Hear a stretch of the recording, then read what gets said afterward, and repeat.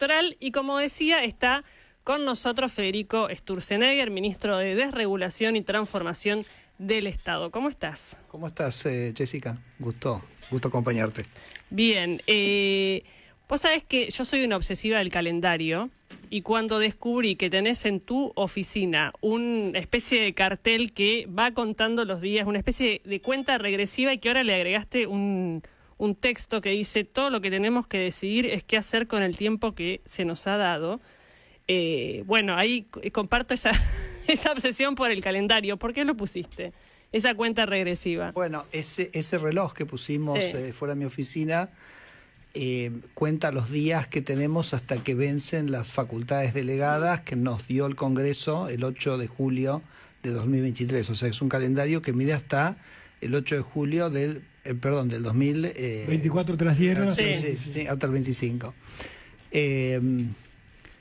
Es una responsabilidad que nos ha dado el Congreso y una oportunidad también, porque en particular esas facultades delegadas nos permite ir al marco legal de Argentina a ver dónde hay cosas como que molestan, que entorpecen, que están puestas por ley, y el Congreso nos ha dado un año para poder sacarlas, ¿no? Las estamos usando como muy intensamente, te puedo dar algunos ejemplos ahora si querés, y creo que nuestra manera de pensar el tema es que nosotros tenemos la obligación de cumplir con ese mandato dentro del tiempo que nos dio el Congreso. Así que yo quiero que cada vez que alguien entra a mi oficina, de mis colaboradores y de todo el equipo, y yo mismo, todos los días vas viendo que va cayendo, ¿no? Queda este tiempo. Plantearte algo, te queda este tiempo. 196 días hoy. 196 días. Sí, lleva la cuenta. ¿Qué tenés que meter en esos 196 días? Sí o sí. Si querés te doy un ejemplo, que tiene que ver un poco con lo que hablabas con Diego hace un minuto, ¿no? Por ejemplo, la semana pasada sacamos un decreto delegado que eliminaba una cosa que se llama la CONAMI. No sé si lo discutieron acá. ¿Lo charlaron acá? No, CONAMI.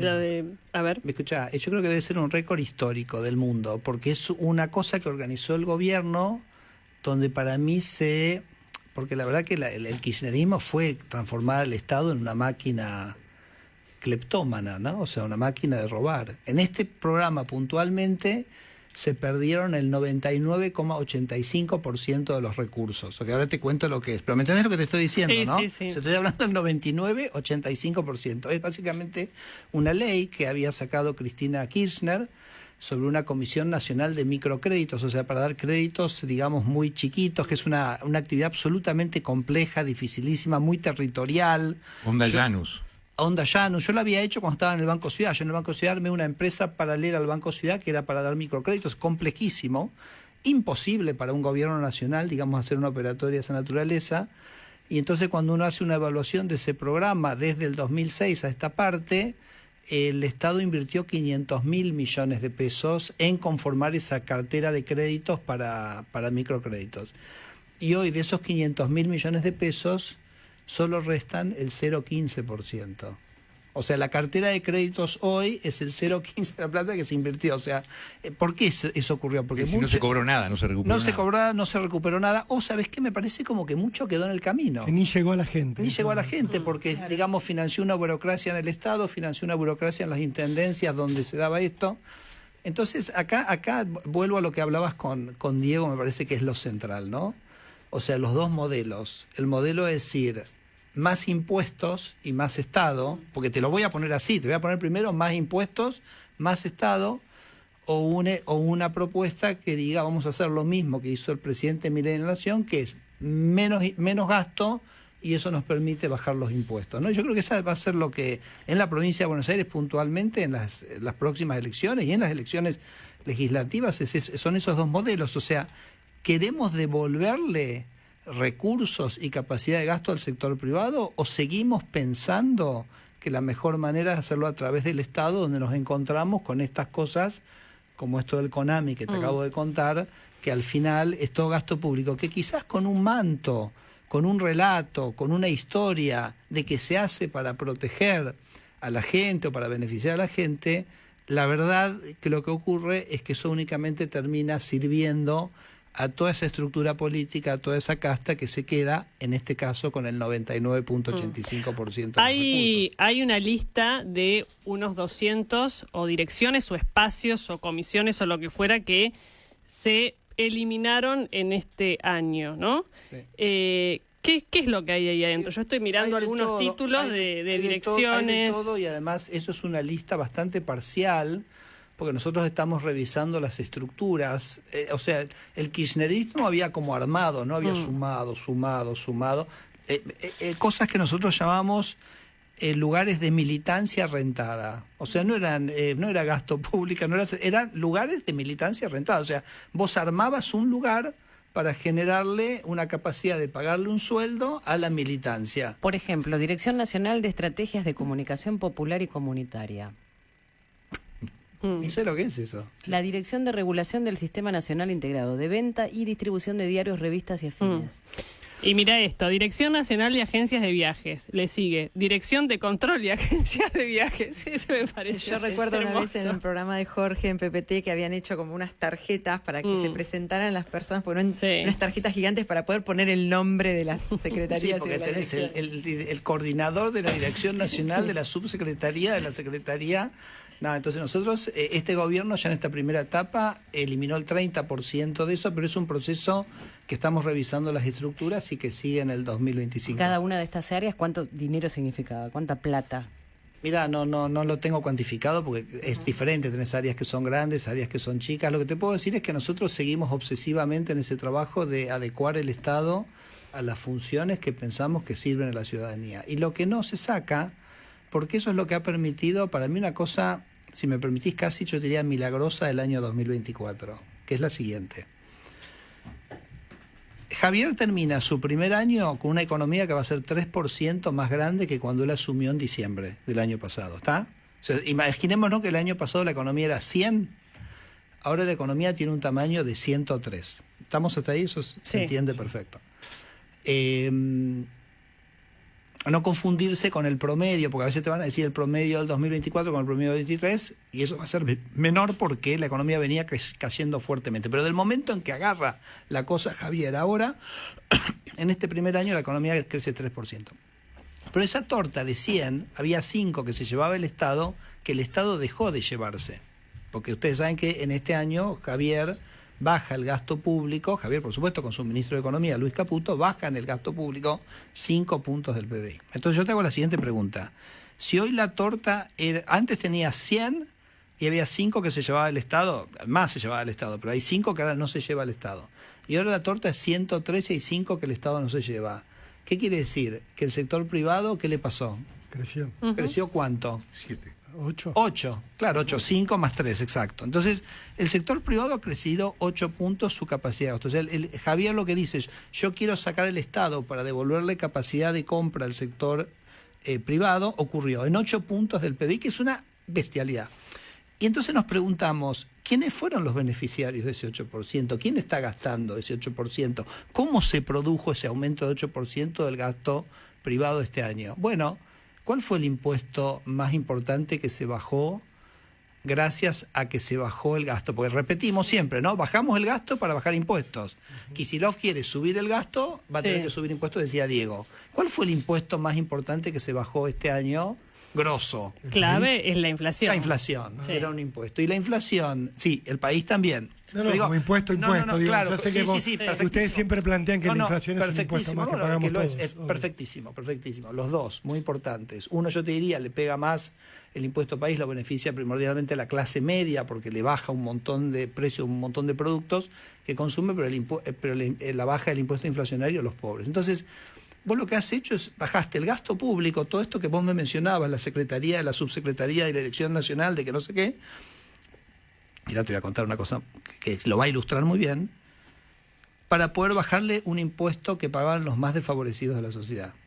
Entonces vos le devolviste 8% de capacidad de gasto a la economía, pero sobre todo a los más desfavorecidos, ¿no? Entonces, ese yo creo que es un milagro porque a nosotros también nos vendían el cuento de que si vos bajabas el gasto público iba a haber una hiperrecesión y cosas por el estilo. No, creció la economía, creció devolviéndole capacidad de gasto al sector privado, y eso es lo que nosotros queremos seguir haciendo en el 2025, y creemos que tiene que ser la propuesta electoral de la Libertad Avanza. O sea, cuando se confronte con Kicillof va a ser, ¿vos querés más impuestos y más gasto o querés menos impuestos y menos gasto. Sí, ahí quizás es más económico el debate, coincido con el escenario que planteas, porque básicamente es la realidad el tema de la inflación. También quedó muy golpeada cierta clase media. Es más, voy a decir algo, el tema de la inflación fue tan importante que de hecho Milei puede terminar su primer año con menos pobres y menos indigentes que Cristina Kirchner y que Alberto Fernández. Esto es un dato contundente en términos de lo que implicó la baja de la inflación. Creo que, por supuesto, lo que queda en adelante es la recuperación de ingresos para sectores que sufrieron más este año en comparación con otros, quizás. Es que se viene dando, ¿no? Porque lo que ocurrió también es que cuando la inflación sube, yo digo, es como que todos los precios tienen como una hinchazón. Sí. ¿No? O sea, el que vende tiene como generar ciertos márgenes, pues tan incierto el panorama que vos, digamos, tenés que subir los precios porque no sabés si vas a poder reponer tu stock, cuándo lo vas a hacer, si vas a vender, o sea, es demasiada la incertidumbre. Entonces, cuando la economía se empieza a ordenar, esa como hinchazón empieza a bajar, y eso es lo que muestra que en los últimos 4, 5, 6 meses los salarios le han ido ganando sistemáticamente a la inflación, y sobre todo a la inflación de alimentos, que viene muy por debajo de la inflación general. Entonces, yo creo que ese proceso, Jessica, se viene dando, estamos convencidos que se va a seguir dando, porque este gobierno, mira, el presidente nos dice, él nos dice, mira, nosotros tenemos 2 grandes líneas que trazan nuestra acción. El equilibrio fiscal, que ya, vos sabés que Argentina es el país con mejor resultado fiscal de toda Latinoamérica, o sea, esa cosa que no puedes creer que éramos el peor el peor de la clase y ahora tenemos un resultado increíble. Entonces el presidente es obsesivo en esto, ¿ok? Y eso lo que va a hacer es que va a ordenar la economía, va a permitir que el proceso de inflación siga bajándose, que puedas empezar a tener horizontes, que pueda volver la inversión, bueno, todo lo que ya sabemos. ¿Vos podés jurar que en un año electoral no va a resignar nada de lo fiscal este gobierno? Pero nada de nada. Las manos en el fuego. Pero te digo, o sea, te lo digo de trabajar con él, de verlo a él, yo lo he dicho siempre, que es su compromiso con eso es inclaudicable. Él cree profundamente, porque él cree profundamente que en el déficit fiscal está el germen de todas las desgracias que nos ha ocurrido, y además cree que en realidad es importantísimo que ese equilibrio fiscal se logre bajando el gasto, repito, porque él piensa que el dinero gastado por los privados en libertad es mucho más efectivo, es mucho más eficiente que lo gastemos en la subsecretaría de la Dirección Nacional de la Coordinación de no sé qué pindonga. Federico, ayer cuando hablábamos aquí del impuesto país y su desaparición, por suerte, algo que me parece que nos hace felices a todos, mi pregunta un poco en la mesa era, bueno, ¿y por dónde nos lo van a sacar? O sea, me dejaste de cobrar el impuesto país. ¿Cuál es la trampa, la letra chica, la que no estoy viendo?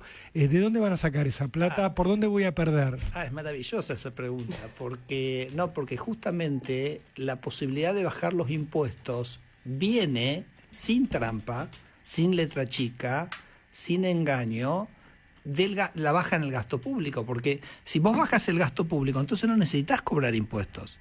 Entonces, por eso digo, el presidente nos dice, seamos obsesivos en esto, sigamos bajando el gasto, y eso nos va a permitir seguir bajando los impuestos. Entonces, lo que vas a tener es no que van a aumentar impuestos, sino que van a seguir bajando impuestos. Yo creo que viene en Argentina un debate muy interesante, que por supuesto va a ser posible porque vamos a seguir bajando el gasto.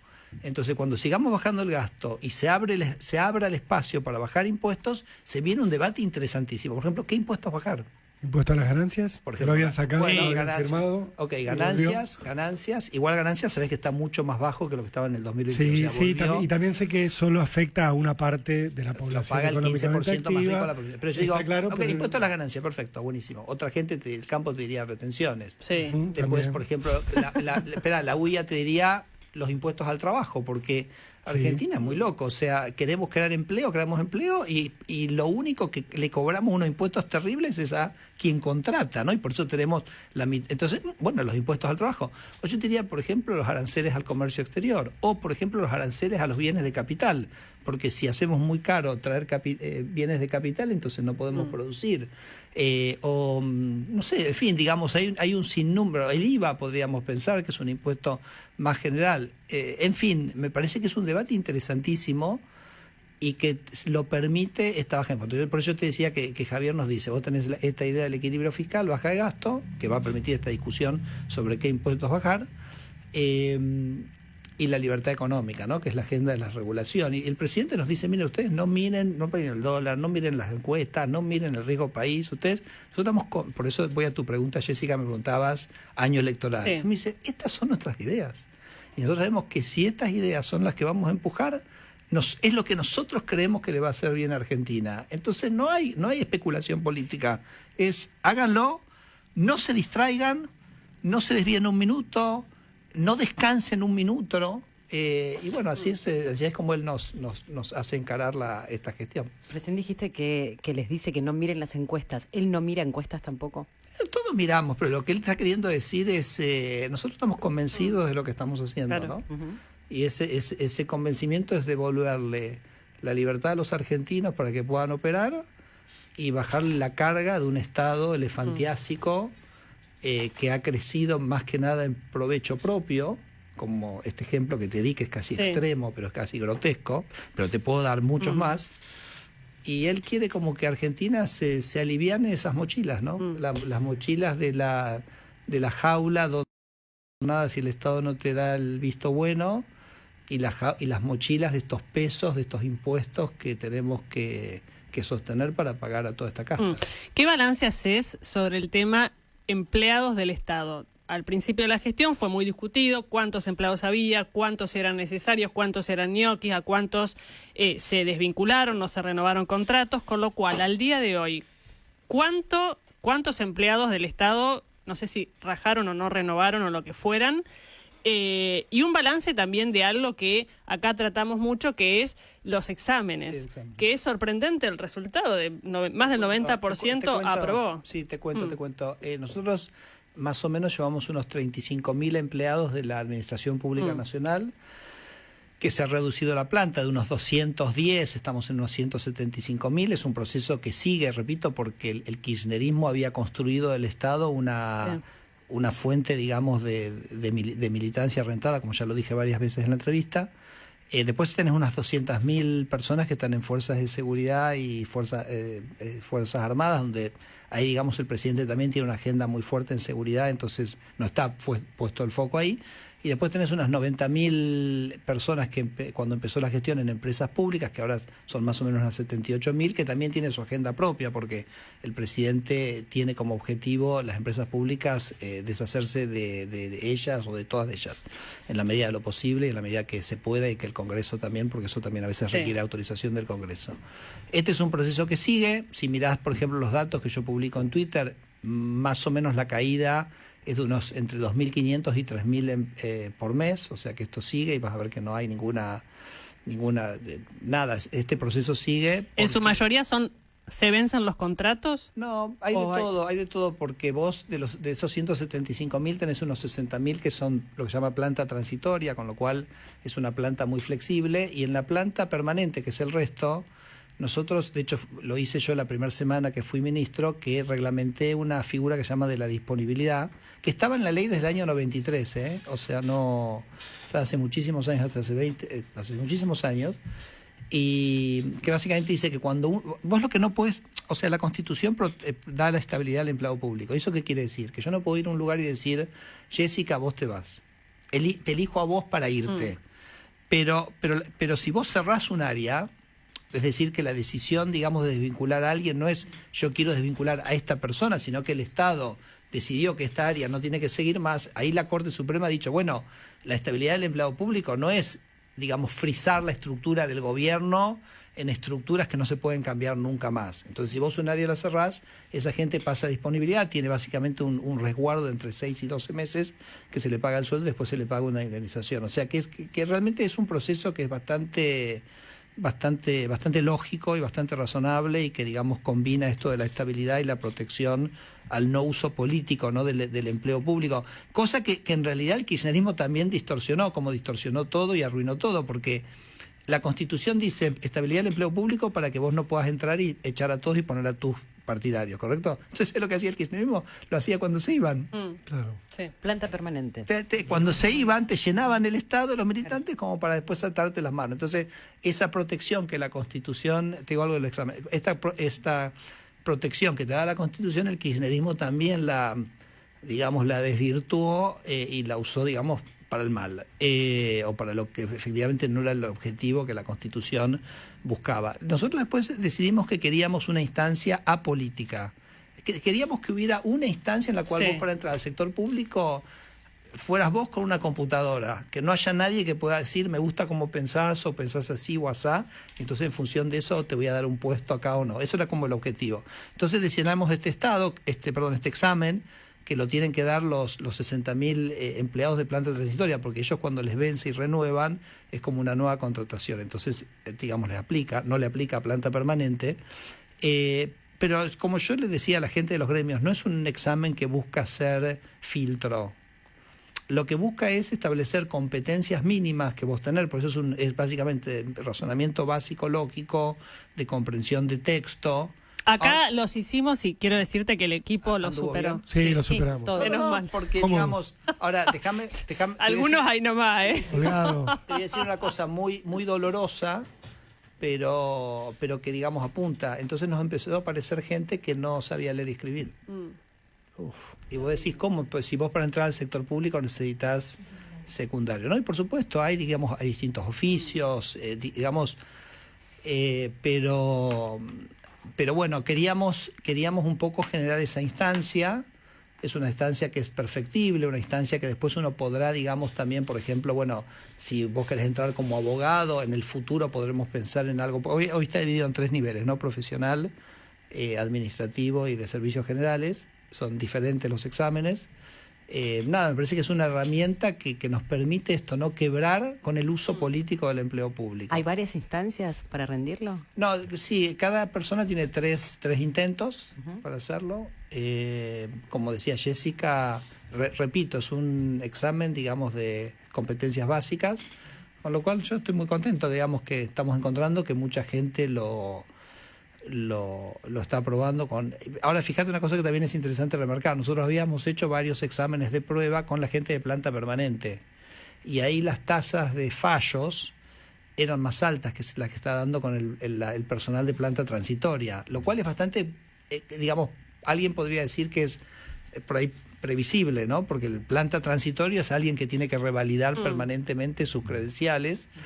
Pero nada, muy contentos que lo estamos haciendo. La verdad que, te tengo que ser sincero, los gremios, en particular UPCN, y te digo, me ha sorprendido, han tenido una actitud extraordinariamente constructiva, o sea, no solo de ellos ayudar a la gente a prepararse al examen, más allá del material que nosotros hicimos, sino que nos trajeron muchas problemáticas reales que a veces a uno también se le pasan y nos permitió mejorar el proceso. Bueno, bien. Quería preguntarle algo, por ahí no es exactamente su área, pero tiene que ver, que es el tema de Formosa, la provincia de Formosa.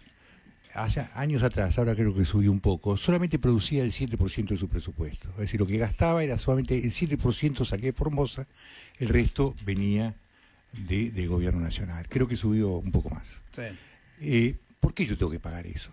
¿Por qué la sociedad tenemos que pagar eso? ¿Por qué no sé, si vos mirás, es un ejemplo sencillo, si vos mirás Google Earth y ves de la raya del Pilcomayo para arriba, vos ves todos cuadraditos chiquititos que los paraguayos están usando esa tierra. Y del lado argentino no hay nada, es un páramo.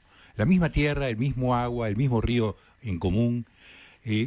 ¿Por qué tenemos que financiar eso? Bueno, tu pregunta es casi fundacional, ¿no? Porque el federalismo en Argentina y el rol del federalismo y las transferencias entre provincias ya te digo, es lo que nos creó como nación, ¿no?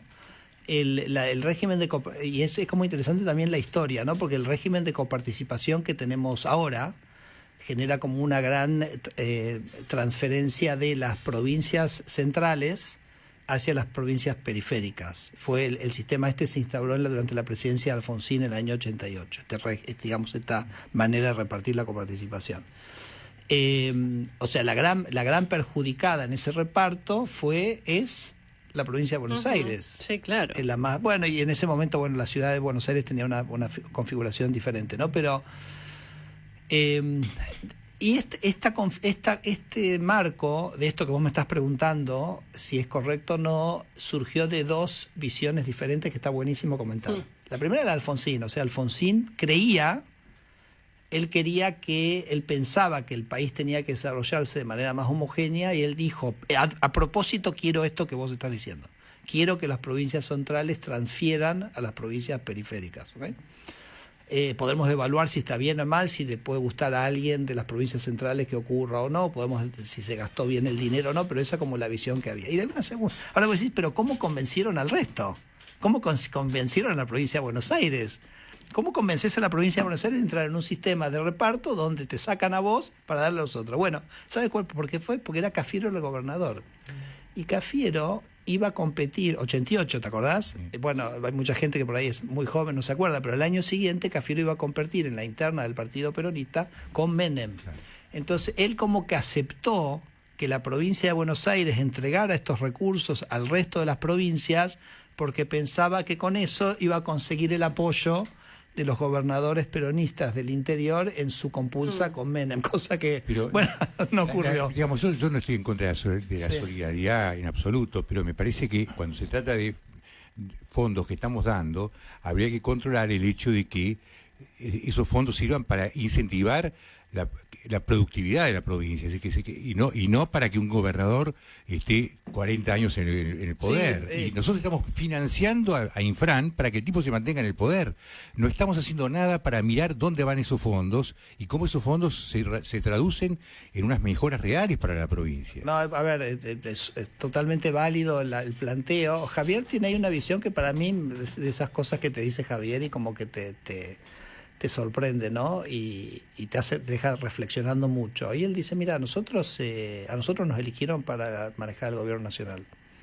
Y vamos a hacer que esto funcione bien, que sea barato, que sea eficiente, con esa obsesión por el cuidar el recurso del contribuyente, con esa obsesión de dar libertad, porque no creemos que lo que el Estado haga, en la gran mayoría de los casos, sirva de mucho. Ahora, si un gobernador quiere repartir termos y financiar, ya sabes de quién estoy hablando, ¿no? Y financiar viajes de egresados de los chicos de quinto año, ¿ok? Sí.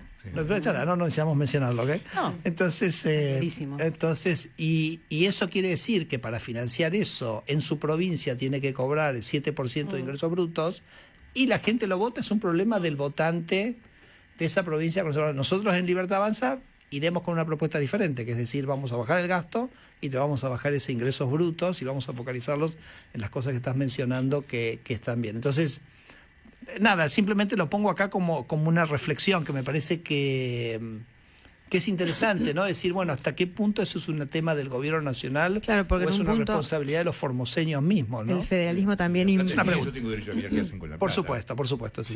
No es una, es una muy buena... La coparticipación... digamos que es un reparto automático, no es una hora... Está bien, pero... Como criterio que estamos nosotros solidariamente ayudando a una provincia que necesita, pero no podemos permitir que con esa plata... Sí, pero hay autonomía. Ahí sale Levinas, es la ciudad de Buenos Aires contra el interior. Acá claro, me pongo de provincia. Vos no podés decirle a una provincia con la plata que no es para una obra, sino que no tiene una afectación específica, cómo la tiene que usar. Igual no estamos diciendo que la pregunta no sea válida ni que no sea interesante. De hecho, el presidente planteó en el ideario ese de mayo, ¿se acuerdan? Los 10 puntos. Uno es volver a replantear este tema de la coparticipación, si tiene que ser que las provincias se hagan más responsables de su propia recaudación o no. O sea, hay como debates como interesantes. No, por supuesto, yo estoy marcándole la posición de por qué abrimos un poco la posición de cada uno, me parece, y de por qué hay cosas que no puedes avasallar en contra de la provincia sin defender jamás a Infran. Porque podría decir yo, bueno, ¿por qué Santa Fe no le dan todos los recursos que genera? Seríamos Mónaco. Sería Santa Fe, usted vive acá ahora. No, bueno, por más que su corazón... Santa Fe, no, pero digo, esa discusión, las provincias, obviamente, si vos decís Santa Fe, dale todo lo que genera, tendría o no muchísimo más que lo que tiene. Sí.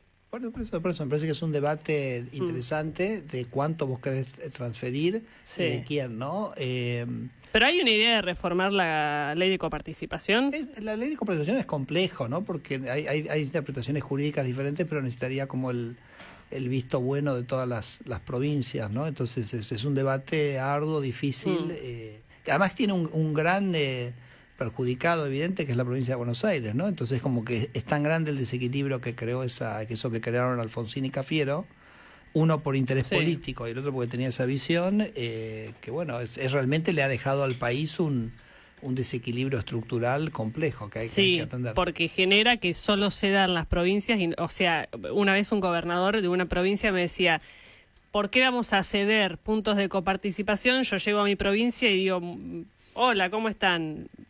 Perdí un punto de coparticipación, nadie va a querer. Pero bueno, vuelvo a que en el caso nuestro foco está en poder, digamos, hacer al Estado lo más eficiente posible, poder mejorar los márgenes de libertad lo más que podamos, y bueno, eso es lo que estamos deseando de poder continuar, y estamos muy entusiasmados de poder continuar en 2025. Tema medicamentos. Upa.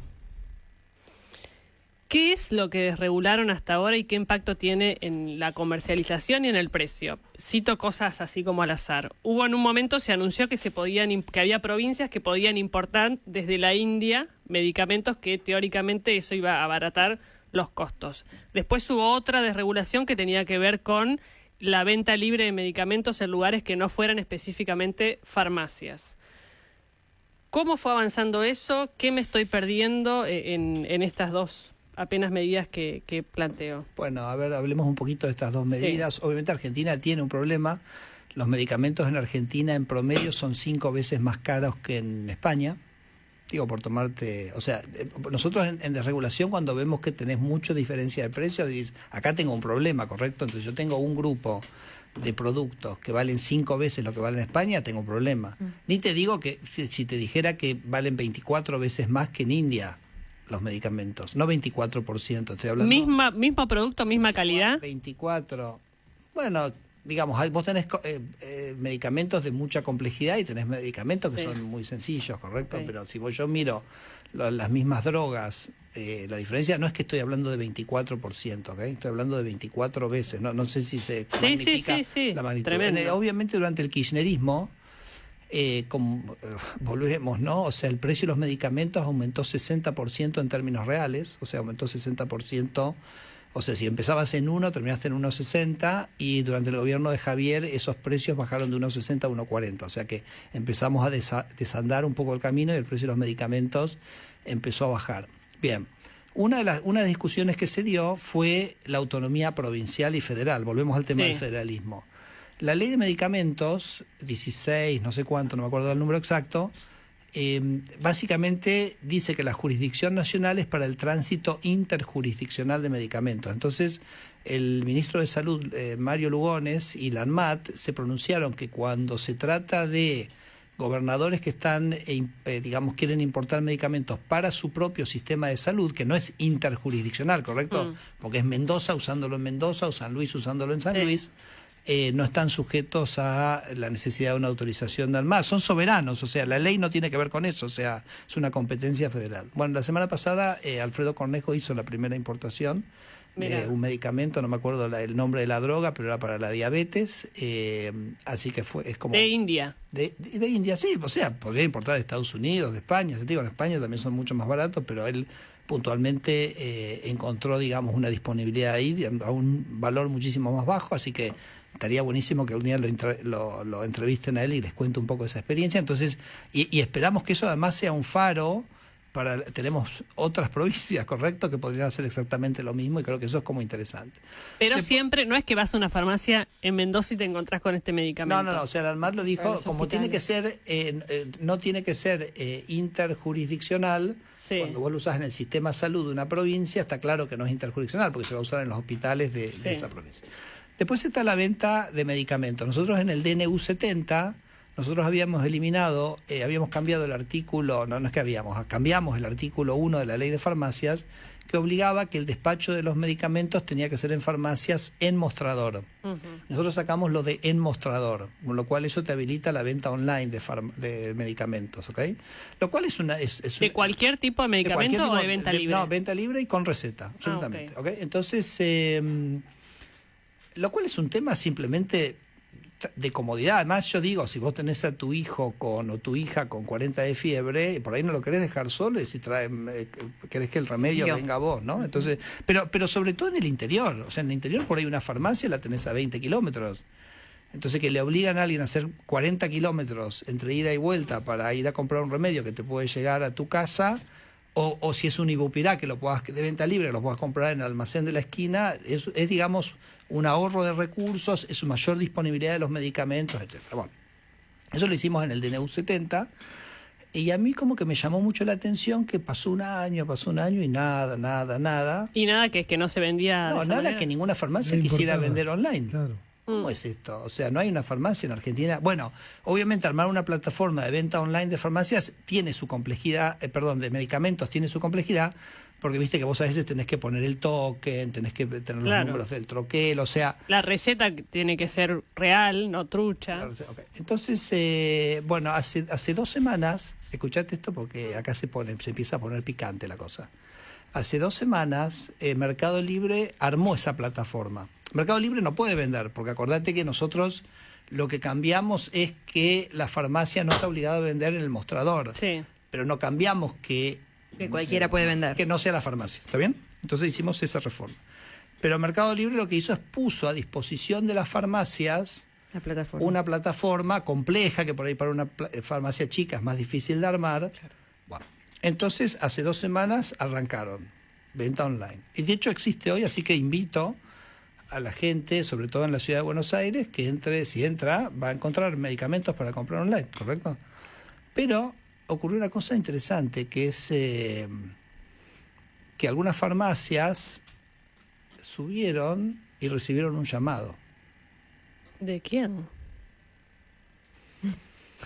Recibieron un llamado y le dijeron, no nos gusta que estés vendiendo acá y te vamos a pedir que desistas. Es un poquito como, ¿te acordás? Hablábamos con el ministro de Salud, esto es como lo de Uber, ¿te acordás? Sí. Cuando arrancó Uber, taxista. ¿Y de dónde venía? Porque en ese caso eran los taxistas. Mira, voy a empezar a ser un poquito críptico acá. Sectores, hablemos de sectores. O sea, laboratorios, o gran colegios. Exacto. O todos ellos, ¿ok?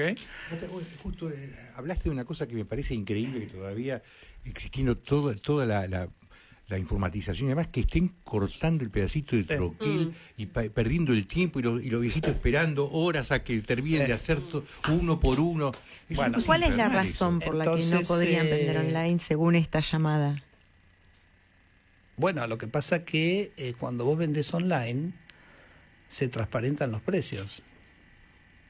Vos pensás que, por ejemplo, vos tenés un remedio, ponele el omeprazol. Digo porque... Sí, porque se pone de eje de polémica. Entonces vos tenés de una marca, no la voy a decir, una marca sale 25.000 y otra marca sale 3.000. Entonces, ¿cómo podés vos? Digo, me saco el sombrero porque la verdad que si vos... Es como, o sea, si vos un producto debe ser súper bueno para que la gente te lo compre. O por ahí haber montado todo un sistema... Marketing impresionante. No, o un sistema poco transparente. Porque vos te acordás que otra cosa que nosotros hicimos en el DNU 70 es obligar a que la receta sea con la droga. Claro. Entonces una cosa que vos te digas, la marca, me parece que a todos nosotros... Una camisa de Hermès con una camisa Wrangler. Bueno, digamos, no, el tema es que te la cobran como de Hermès. Sí, pero, pero escucha, yo digo, si a mí el médico me receta una marca, yo voy y compro esa marca. Claro. ¿Se entiende? Ya estoy. Sí. Ahora, si a mí el médico me receta una droga, por ahí yo voy a la farmacia y digo, ¿cuál es la más barata? ¿Cuál es la más barata? Decime, ¿qué opinás? Etcétera. ¿Okay? Tengo más libertad para yo elegir como consumidor. Entonces, en la venta online, eso se transparenta. Tanto es así que si vos, por ejemplo, ahora ponés omeprazol para compra online, la del 25.000 no te aparece. Claro. Porque no, sería como digamos, además, tiene algo espectacular y fascinante cuando compras online que podés elegir, ordename por el más barato. Entonces, eso es a la hora de elegir algo, comparar con lo mismo, eso es lapidario. Bueno, pero no me quiero ir del llamado. Te quiero decir, el llamado que fue uno, y después hubo otros, porque había varias farmacias, ¿ok? Pero son aprietes esos. Sí. Bueno, entonces, la Comisión de Defensa de la Competencia ya empezó una investigación. Obvio.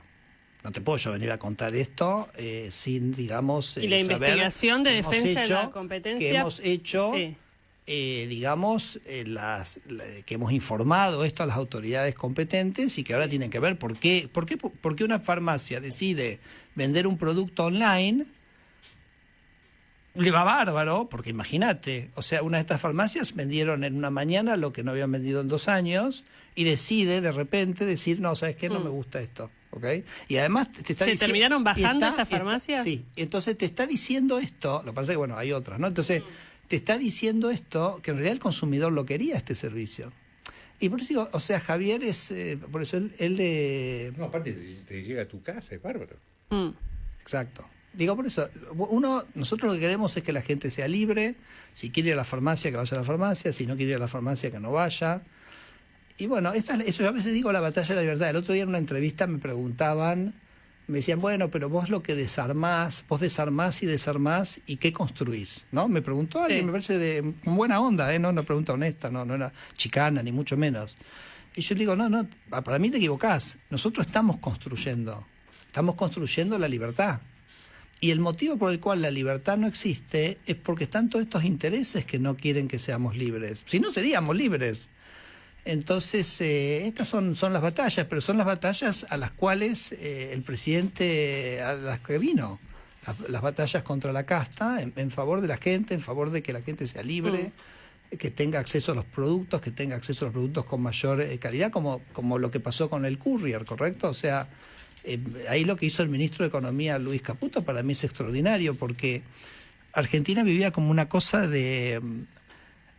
la gente que se podía ir a Miami se podía traer un celular, se podía traer una computadora, ¿no? Era como una cosa. Y la gente que no podía viajar, no. Entonces el ministro de Economía hace unas semanas básicamente amplió el monto de lo que vendría a ser lo que es la compra, digamos, online, vía courier, ¿no? Sí. Pero... también le puso la misma franquicia que tiene el que viaja afuera, ¿correcto? Entonces vos podés traer un producto de afuera. ¿Y eso qué ha hecho? Ha hecho 2 cosas. Por ejemplo, si vos miras los celulares, que están más o menos en el orden de los 400, 500, sus precios se desplomaron, porque de repente ahora vos tenés acceso a eso. Y a su vez se ha ampliado la gama de productos que los argentinos tienen disponible, que Mercado Libre anunció que ampliaba su catálogo en 4,5 millones de productos. Frávega dijo que iba a empezar, digamos, a permitir a que la gente acceda a electrodomésticos que iba a traer. Entonces, se trata de eso, ¿no? Se trata de que la gente tenga mayor calidad de vida, que tenga mayor libertad para elegir.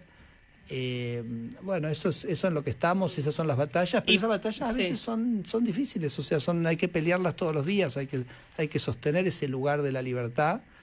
Es una construcción que requiere mucho esfuerzo. Entonces, y para el año que viene, decime 1 o 2 cosas por las que quieras ir.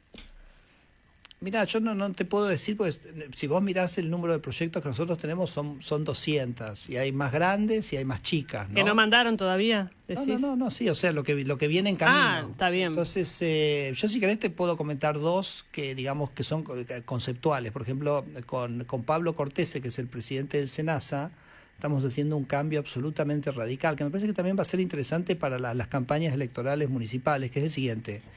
Vos hoy para operar cualquier actividad en Argentina vos decís, un frigorífico, no sé, cualquier cosa. Tenés que poner una planta y después tiene que venir el Estado a autorizártelo, se llama habilitación. Sí. Tiene que venir habilitado. Y venir un ñato y ver. A veces eso puede tardar 3 meses, 4 meses, 6 meses. Querías instalar un equipo de rayos X y tenías que esperar 1 año, lo tenías parado. Por supuesto la gente lo usaba, digamos, bueno. Entonces estamos cambiando el concepto con Pablo, es decir, vos querés poner una fábrica, bueno, el SENASA te dice que vos para poner esta fábrica tendrías que tener A, B, C y D. Vos me decís que tenés A, B, C y D, arrancá, porque confío en vos, porque entendemos que vos estás ahí para ofrecer un servicio, ofrecer un producto. No estás. Y si el tipo no tiene ni A, ni B, ni C, ni D. Yo te puedo ir a auditar cuando quiera. Okay. ¿Ok? Pero entonces es como un cambio bastante estructural. El otro entonces eso es como un cambio bastante... Partís de la confianza. Pero digo, en una municipalidad, en una posibilidad, que es todo... Entonces digo, tengo que habilitar un comercio en una municipalidad. Que la municipalidad diga, vos necesitas A, B, C y arrancá, y después te voy. Entonces, me parece como que conceptualmente es un cambio bastante profundo e interesante en aras de la libertad. Y después te quiero comentar otra cosa. Te estoy comentando cosas que son de ahora, porque si me pongo a pensar, me mareo, digamos, de todos los proyectos que tenemos. Pero, por ejemplo, nosotros, viste que hicimos cambios bastante importantes en transporte. O sea, hicimos una reforma muy grande en aerocomercial, hicimos una reforma... De hecho, el viernes es el vuelo inaugural, Venado Tuerto y Villa María, por primera vez van a tener conexión aérea aerocomercial. Hicimos... Hay uno que me genera duda, que sabes cuál es. Te lo voy a decir así en criollo, es... Cualquiera que tenga un avioncito, lo digo, una avioneta, lo que sea, puede trasladar gente como ser una especie de Uber. Eso no es... ¿Qué problema tenés?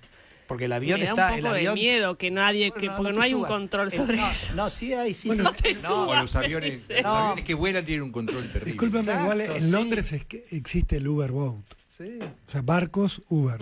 Vos te subís en el Támesis y bajás con la aplicación. O sea, es un sistema, no cambian esas cosas. El avión tiene así como los vehículos tienen su verificación vehicular, en los aviones eso es muchísimo más exigente, muchísimo, y eso sigue estando. Sí, hay taxis aéreos. Entonces, claro, o sea, lo que no podemos Chicos, déjenme estar en carreta y tener miedo. Pero lo que digo es... Andá tranquila en carreta, en patineta, en lo que quieras, pero digo, deja que exista ese servicio, porque... Tenemos muchas ciudades en Argentina de porte medio que no dan para un 737 o un 747, pero para ese avión sí, la gente lo necesita. Y además la gente se mata en las rutas argentinas que son peligrosísimas. Entonces te digo, es mucho más peligroso meterte en un auto en la ruta esa de ida y vuelta. Bueno, hicimos esa reforma aerocomercial, hicimos la reforma de transporte, que yo diría ya nos falta simplemente la que lo hemos hablado en este programa y hemos hecho muchos titulares con eso, que es la reforma de tránsito, ¿no? Hablamos licencia, bueno, eso ya está. Lo que pasa es que los trámites, te imaginas, ese trámite tuvo 100 pases, porque lo tuvo que ver, 100 áreas lo tuvieron que ver, bueno. Entonces, eso estamos casi terminando, y después viene navegación, que también... Pero con los autos tengo los registros automotor. ¿Van a desaparecer? ¿Se van a achicar? ¿Va a pasar eso finalmente? Estamos en Porque hubo un avance, un retroceso. El Ministerio de Justicia tuvo como un que sí que no. No hubo retroceso, además, bueno, te hago una digresión de eso y después vuelvo a lo que te quería comentar. Pero digo, los registros automotor, hay una cosa como increíble, que es que en la época de Alfonsín se decidió que se iba a hacer un sistema donde la plata del registro automotor, en vez de ir al Estado, iba a ir a un tercero. Sí. Por ejemplo, en el caso del registro automotor, una cosa muy famosa se llama ACARA. ACARA. Entonces, escucha esto. La plata del registro automotor iba a ACARA, y ACARA contrataba a los empleados del Ministerio de Justicia. Y yo digo, no lo entiendo. O sea, ¿por qué harías una cosa así? Bueno, haces una cosa así porque, digamos, perdés control del flujo del dinero. Si es un fee del registro automotor, que vaya al Estado directamente. ¿Por qué metes a este tercero en el medio?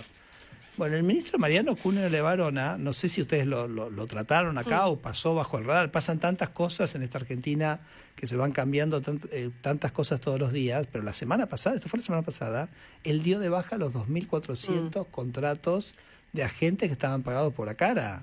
Entonces está como desarmando una madeja. Entonces lo que te quería decir es que en el caso del registro automotor nos encontramos que teníamos que desarmar esto antes de seguir, digamos, avanzando. Así que quédate tranquilo que estamos avanzando en esa tarea. Igual lo de la licencia era lo que... licencia, el chas, que hablamos del mal de chas, etcétera.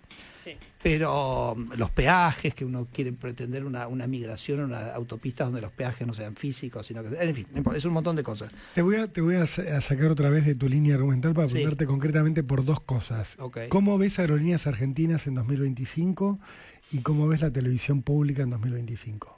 Bueno, ¿Qué va a pasar con estas dos empresas? O sea, la voluntad del gobierno es no tener empresas públicas, ¿no? O sea, de Aerolíneas lo hemos dicho 100 millones de veces. No es una actividad que la puede hacer perfectamente el sector privado. en todos los países del mundo lo hace, o en la grandísima mayoría de los países lo hace el sector privado. A ver, Barix la cerró Lula, ¿correcto? O sea, Pepe Mujica cerró Pluna, o sea, no tiene es una industria muy flexible, vos alquilás aviones, sacás, cambiás las rutas, no hay ninguna necesidad que el Estado esté involucrado en ese negocio y sigue siendo, digamos, un objetivo del gobierno, que esa empresa sea privada y que no sea estatal. Y creo que más o menos lo mismo debe corresponder a la televisión pública. No estoy tanto en ese área, o no he pensado tanto sobre ese área. Vuelvo a mi línea argumental, te decía aerocomercial, te decía transporte de cargas y transporte de pasajeros y tránsito, y después estamos con el tema fluvial y de navegación, que ya anunciamos con la ministra Patricia Bullrich una reforma de una cosa que se llama el régimen de navegación, que es todo lo que te piden a los barcos. Ya lo hemos discutido en este programa, así que no vuelvo a eso. Pero después tenemos la discusión sobre las condiciones para la ley, lo que se llama la navegación de cabotaje. Y quiero contarte esto, doctor. El presidente Menem había hecho una desregulación de la navegación en Argentina. Y Argentina llegó a tener una flota muy interesante y muy grande de barcos que hacían tránsito fluvial en nuestros ríos y a su vez en nuestras costas marítimas, porque vos de Ushuaia o de Río Grande no tiene ningún sentido que pongas las cosas en un camión. Las pones en un barco y las bajás en el puerto de Buenos Aires o Rosario, donde sea, ¿ok? Kirchner básicamente desanduvo esa desregulación de Menem y básicamente hoy no hay navegación de cabotaje. O sea, la cantidad de barcos que hay en Argentina hoy es 1/5 que la que había cuando Kirchner devastó. ¿Pero qué hizo? ¿Reguló? Sí, volvió a regular, volvió por un montón de trabas. Claro, para que se transporten camiones. Volvió a encarecer. No sé si ese era el objetivo. Puede ser, puede ser. La verdad que no lo había pensado, pero por ahí sí. Por ahí fue un pedido de Moyano para que... O puede ser por ahí un pedido del gremio, digamos, que se aumentaron los costos, pero es autodestructivo, porque a la postre, unos años después, vos básicamente tenés 1/5 de los barcos, ¿no? Entonces, queremos volver a tener esa navegación pujante, queremos volver a tener muchísimo más marineros argentinos y por eso necesitamos tener un contexto más libre para hacerlo. Entonces, pero te estoy diciendo, estas son las cosas... Y eso, perdóname, esa desregulación se puede hacer por firma, por decreto, sí. ¿no? Bueno, vuelvo al reloj. Sí. Vuelvo al reloj con el que empezamos la entrevista. Sí, es cierto. Entonces, muchas cosas pues las puedes hacer por decretos, porque son decretos reglamentarios. Otras cosas las puedes hacer quizás es necesario hacerlo por decreto delegado, que es esta potestad que nos dio, porque si, acordate, el Congreso nos dijo, si vos ves algo en la ley que vos considerás que es necesario, entonces lo podés sacar, ¿no? Así que, a veces son resoluciones que estamos modificando, así que hay un poquito de todo. Y a veces también nosotros internamente tenemos muchísima discusión sobre cómo hacer las cosas, ¿no? Pero hay cosas increíbles. Yo el otro día comentaba y salió en un medio periodístico, es como increíble, ¿no? Porque hay un artículo en la Ley de Obras Públicas que carteliza la obra pública. O sea, el Estado, a través de sus leyes, genera el cartel de la obra pública. Por eso hay un abogado que se llama Jorge Bustamante, escribió un libro que se llama La República Corporativa, y él dice que en Argentina el problema no son los ilícitos, que también lo serán, sino los lícitos. Claro. ¿Se entiende? O sea, porque esa es la ley. Entonces, este es un artículo que te crea, mirá, es muy loco, te crea un registro de constructores. Entonces vos imagínate que tenés 10 obras para asignar entre 10 constructores. Entonces, si uno gana, dice, bueno, vos ya cubriste tu cuota, tu capacidad constructiva, ¿ok? Que alguien dice cuánto. Entonces, los otros ya saben que ese ya está fuera de las próximas. Entonces, vos pensás, todos saben que todos se llevan una parte. Entonces, si todos saben que se llevan una parte y no tienen que pujar con un precio bajo para ganar la primera, ponen cualquier precio. Ponen cualquier precio. Sí. Otra cosa que gravísima. Pero perdón, ¿no es muy loco? Sí, totalmente. ¿No es muy loco que son décadas que eso estuvo ahí matándosenos de risa, escrito en la ley, y que nadie decía nada? Eso es como para nosotros, es como equipo, es una cosa como muy sorprendente. Bueno, creo que también nos da mucha fuerza ese empuje que tiene Javier de decir, acá nosotros vinimos a quebrar con estas estructuras, ¿no? Otra de las cosas es el alto costo logístico de los fletes. Cuando traer vino de Salta a Buenos Aires sale más caro que llevarlo de Buenos Aires a Italia. Cuando normalmente el barco es más barato, pero 3-1, 4-1, nunca tanto. El caso del aluminio también es interesante, que sacar el aluminio 1.200 metros de la planta al barco le sale más caro que mandarlo a Europa. Exactamente así como te lo digo. Es exactamente así, por eso nosotros... Eso es una locura. Una locura. Mira, nosotros, por ejemplo, hace 2 semanas eliminamos una cosa que se llama el RUTA, que se llama el Registro Único de Transporte Automotor. Era un registro que vos le pedías a el camionero tiene su licencia. Bueno, tiene una cosa que se llama una doble licencia, se llama la LINTI, ¿ok? Sí. ¿Qué? Una que tiene que dar el Moyano. Taca, ¿correcto? Después vos tenés tu camión. Tu camión vos le haces, obviamente, porque eso sí, tenés que hacer la revisión técnica obligatoria, o sea, un vehículo tiene que, eso en todo el mundo. Hay mucha crítica en Twitter, etcétera, la BTV y eso, pero en realidad en todos los lugares del mundo, nosotros en esto de tránsito estamos diciendo, bueno, que lo puedas hacer en el concesionario, ¿correcto? Que no estés, digamos, Sí, chau BTV, afuera la BTV. Pero no es afuera la BTV. Sí, afuera. No, porque tiene que haber un control tenés que querés que, digamos, pero que los tenés que vehículos estén en hacerlo. condiciones. Hay también un negocio atrás de cada una de estas cosas. No rehén. Hay que regularizarlo. Claro, no rehén, ok, de alguien. Entonces, bueno, son un megatongo las BTV. Sí. Digo, los talleres, son determinada cantidad de talleres que tenés que ir ahí a morir sí o sí. Nosotros en la te ley tratan como quieren, te cobran lo que quieren. Es un desastre. En la ley de tránsito nosotros estamos diciendo que habilitamos a los concesionarios oficiales y a todos los talleres que tengan el equipamiento para poder hacerla. Después, por supuesto, ojo, que en la ley de tránsito tienen que adherir las provincias. Sí. Pero para nosotros ese es el debate. O sea, vamos a decir, a ver, Kicillof, ¿adherís a esto que es en beneficio de la gente o vos querés mantener el coto de casa? Bueno, vamos a ese debate. Bueno, entonces, pero le quiero terminar de contestar. Sí. Entonces, hace 2 semanas nosotros, disculpame que te comento, pero fíjate que me estás haciendo preguntas y son cosas que vienen de las últimas semanas, o sea, es permanente, ¿no? Entonces, nosotros sacamos una cosa llamada el RUTA. El RUTA era ese registro que vos, además de tener la revisión técnica, tu licencia de conducir, todo, tenías que hacer como nada, tenías como que registrar el camión de vuelta. Y entonces, usando las facultades delegadas, sí. Okay, porque eso estaba en la ley de cargas, la 24653 creo que es, entonces fuimos al artículo, creo que era el 6, y bloom, sacamos, ¿entiendes? Usando la facultad delegada, lo mismo lo del club de la construcción también, las facultades delegadas. Entonces, eso eran más o menos 150.000 trámites por año. Cientos de millones de pesos. Había camiones que estaban parados 70 días. Entonces, si a vos un camión te lo paran 70 días, eso, pero además lo tenés que cargar en tus costos después. Te lo cobra, ¿no? Claro. Entonces ahí te lo cobra. Así que bueno, eso estamos yo